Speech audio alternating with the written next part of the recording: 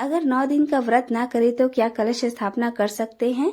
कलश स्थापना करते समय किन बातों का ध्यान रखना चाहिए? कलश स्थापना किस प्रकार करें? अगर कलश स्थापना कर रहे हैं तो क्या अखंड ज्योत का जलाना जरूरी है? और अगर कलश स्थापना ना करें, अखंड ज्योत भी ना जलाएं, तो प्रतिदिन माता रानी की सेवा किस प्रकार करें? तो हेलो फ्रेंड्स, मैं रेनू राय स्वागत करती हूँ आपकी अपने channel Saanvi vlogs life of housewife में।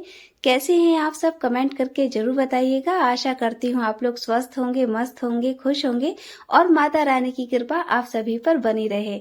तो फ्रेंड्स, नवरात्रे कल से स्टार्ट हो रहे हैं और नवरात्रों से जुड़े हुए बहुत से सवाल हम लोगों के मन में रहते हैं। तो आज की इस वीडियो में हम इन्हीं सवालों से जुड़े हुए आंसर जानेंगे कि हमें क्या करना चाहिए और क्या नहीं करना चाहिए। तो फ्रेंड्स, वीडियो की शुरुआत करने से पहले आप लोगों से एक रिक्वेस्ट है कि अगर मेरा वीडियो आपको पसंद आए तो प्लीज मेरे चैनल को सब्सक्राइब करके वीडियो को लाइक कर दीजिएगा, बेल आइकन को प्रेस कर दीजिएगा ताकि मेरी किसी वीडियो की नोटिफिकेशन आप तक सबसे पहले पहुंच सके। और जो भी मेरे चैनल पर पहली बार आए हैं वो भी चैनल को जरूर सब्सक्राइब करें। तो फ्रेंड्स, चलिए शुरुआत करते हैं आज की वीडियो की। तो बहुत से लोगों का मानना है कि अगर आप 9 दिन का व्रत नहीं रख रहे हैं तो आप कलश नहीं रख सकते। तो फ्रेंड्स, ऐसा है कि कलश माता रानी का प्रतीक माना जाता है। कलश रखकर हम माता रानी को आमंत्रित करते हैं। और अगर आप अपने घर में कलश स्थापना की सोच रहे हैं तो फ्रेंड्स, कलश जो अपने घर में स्थापना करते हैं उनको सुबह शाम अपना दिया बाती जरूर करना चाहिए, भोग जरूर लगाना चाहिए, तभी आप कलश रखने का सोचिए। कलश स्थापना करना बहुत ही शुभ माना गया है। ऐसा कहते हैं कि कलश के मुख में विष्णु भगवान का, कंठ में भोलेनाथ का और तले में ब्रह्मा जी का वास होता है और जो मध्य होता है उसमें 33 करोड़ देवी देवताओं का वास माना जाता है। तो फ्रेंड्स, बहुत से लोग तो अपने कलश की स्थापना पंडित जी के द्वारा भी मंत्रित मंत्रों द्वारा करवाते हैं और कुछ लोग अपने ही श्रद्धा भाव से अपने घर में कलश रखते हैं और पूजा पाठ करते हैं। और ऐसा कहा जाता है कि भगवान तो भाव के भूखे होते हैं, भगवान अपने भक्त के लिए कुछ भी कर सकते हैं। तो आपको जिस तरीके से सही लगे आप उसी तरीके से अपने घर में कलश रखिए। और फ्रेंड्स, ऐसा नहीं है कि अगर आप अपने घर में कलश नहीं रख रहे हैं तो उसका कोई बुरा प्रभाव पड़ेगा, कोई दोष लगेगा, ऐसा कुछ भी अपने मन में हमें संकोच नहीं करना चाहिए। अगर आपकी इच्छा है कलश रखने की तो आप जरूर रखिए, और अगर नहीं इच्छा है तो आप माता रानी की पूजा आप इस प्रकार भी सिंपल भाव से कर सकते हैं जैसे कि आप प्रतिदिन करते हैं।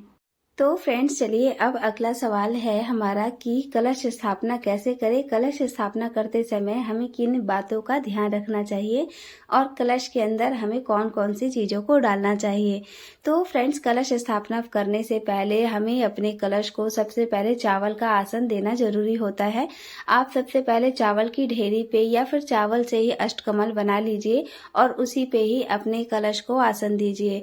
तो फ्रेंड्स, आज तो संडे है, वैसे आप पीतल का, तांबे का लोटा वगैरह अपना कलश के रूप में ले सकते हैं, और जो मिट्टी का लेते हैं वो एक दिन पहले ही खरीद लेते हैं या फिर अगले दिन भी आप खरीद के, यानी नवरात्रि के दिन भी आप ला सकते हैं। तो फ्रेंड्स, कभी भी मिट्टी का कलश लेते हुए आप पहले उसे अच्छे से देख लीजिए कि कहीं उसमें से पानी वगैरह तो नहीं रिस रहा है ना, और उसके बाद ही अपना मिट्टी का कलश खरीदिए। वरना आप अपना जो अपने घर में जो पूजा पाठ वाला आपका लोटा होता है आप उसका भी इस्तेमाल कर सकते हैं, लेकिन हमें स्टील का लोटा पूजा पाठ के लिए, कलश के लिए यूज नहीं करना चाहिए। तो फ्रेंड्स, चावल से अष्टकमल बनाने के बाद अपने कलश पे आप मौली का धागा जरूर लपेट दीजिए और उसके बाद हल्दी और या रोली से उस पर स्वास्तिक बना दीजिए और उसके बाद ही अपना कलश स्थापना करने का सोचिए। तो फ्रेंड्स, अष्टकमल बनाने के बाद आपने मौली लगा दी है और उसके बाद स्वास्तिक लगाने के बाद आप अपने कलश को रख दीजिए और उसमें गंगा जल भर दीजिए। गंगा जल डालने के बाद आप उसमें 1 सिक्का, 2 इलायची, 2 लौंग, फूल वाली सुपारी, हल्दी की गांठ, थोड़ा सा अक्षत और 1 फूल डाल दीजिए। अगर आप चाहें तो 1 बताशा या मिश्री भी आप उसमें डाल सकते हैं। और इतना करने के बाद आप उसमें जो आम का पोलो होता है, आम की मतलब जिसमें 10-15 पत्तियां लगी होती हैं, उस तरीके की लेके अपने कलश में डालिए और उसके ऊपर एक भरी हुई कटोरी चावल की रखिए और फिर अपना पानी वाला नारियल स्वास्तिक वगैरह बना के, सिंदूर से टीका लगा के और चुनरी लपेट के फिर उसके ऊपर रखिए। तो फ्रेंड्स, इस तरीके से कलश की स्थापना हो जाती है। तो किस तरीके से कलश की स्थापना होती है और उसमें क्या क्या चीजें डालनी चाहिए, ये मैंने आपको पूर्ण रूप से समझा दिया। तो फ्रेंड्स, अब हम चलते हैं अपने अगले सवाल की तरफ। और अगला सवाल है कि अगर हम कलश स्थापना कर रहे हैं तो क्या अखंड ज्योत का जलाना आवश्यक होता है। तो फ्रेंड्स देखिए, अखंड ज्योत का जलाना कोई खास आवश्यक नहीं होता है। वैसे ऐसा कहा जाता है कि दीपक जो होता है वो हमारी पूजा का साक्षी होता है। यदि आपसे संभव हो पाता है तो आप अखंड ज्योत जरूर जलाइए, क्योंकि अखंड ज्योत जब घर में जलती है तो घर का जो वातावरण होता है वो एकदम शुद्ध हो जाता है।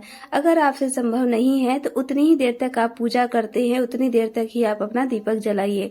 तो ऐसा है कि शाम के समय और सुबह के समय आप जब तक जितनी देर तक अपनी पूजा कर रहे हैं उतनी देर तक आप अपना दीपक जलते रहिए। तो मैं खुद भी ऐसा ही करती हूँ। अखंड ज्योत अगर संभव ना हो सके तो अपना पूरे दिए में उतनी घी या तेल अपना डाल देती हूँ कि जितनी देर तक वो दिया मेरा जलता रहे। वो भले 2 घंटे जले या 3 घंटे जले। तो अखंड ज्योत का जैसे कोई नियम नहीं लेना चाहिए कि हाँ, हम अखंड ज्योत जला के ही पूजा करेंगे। हमें ऐसा कोई भी संकल्प या नियम नहीं करना चाहिए कि हम प्रतिदिन अपना 9 दिन तक 24 घंटे तक दीपक जलाएंगे। आप भगवान से ऐसे भी प्रार्थना करनी चाहिए कि जब तक मैं पूजा कर रही हूँ तब तक आप यहाँ प्रत्यक्ष रहें। यदि हे भगवान इसमें कोई दिक्कत हो जाए या हमारा दिया गलती से बुझ जाए तो कोई बाधा ना आए, कोई दोष ना लगे। ऐसा अपने मन ही मन में माता रानी से कहकर हमें अपनी प्रार्थना करनी चाहिए। और अगर अखंड ज्योत बुझ भी जाए तो कोई संदेह मत कीजिए कि कोई दोष लगेगा। व्रत जो होते हैं वो आस्था, विश्वास, श्रद्धा का विषय है। इसलिए श्रद्धा विश्वास के साथ ही माता रानी का पूजन करना चाहिए। तो ये कोई नियम नहीं है कि आप अखंड ज्योत जलाएंगे जब भी पूजा होगी। आप अखंड ज्योत ना भी जलाएं, बस सुबह शाम अपना दिया बाती करें तो ही माता रानी प्रसन्न हो जाती हैं। तो फ्रेंड्स चलिए अब अपने अगले सवाल की तरफ कि अगर हम अपना कलश स्थापना भी ना करें और अखंड ज्योत भी ना जलाएं तो हम माता रानी की प्रतिदिन की सेवा किस प्रकार कर सकते हैं। तो फ्रेंड्स देखिए, बहुत से लोग जो होते हैं जॉब करते हैं, स्कूल कॉलेज वगैरह जाते हैं, या फिर अकेले घर पे रहने के कारण घर का काम का जो बोझ है वो ज्यादा हो जाता है, या फिर किसी भी कारण से सभी नियम पालन कलश स्थापना या अखंड ज्योत नहीं जला पाते।